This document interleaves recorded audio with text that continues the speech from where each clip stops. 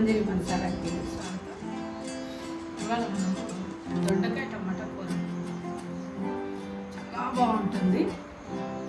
అది ఒకసారి టేస్ట్ తెలిస్తే మాత్రం వదిలిపెట్టాలి. ఓకేనా? సింపుల్గా చేసుకుందాం రెసిపీలో.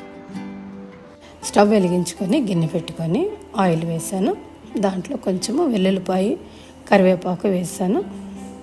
వెల్లుల్లిపాయ వల్ల కూర అంతా ఒకటే స్మెల్ వస్తుంది, ఫ్లేవర్ వస్తుంది, అన్నీ ఉంటాయి అన్నమాట.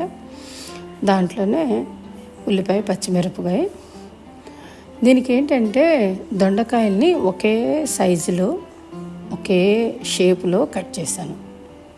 ఎందుకంటే ఆయిల్లో కొన్ని మగ్గుతాయి, కొన్ని మగ్గవు అనమాట.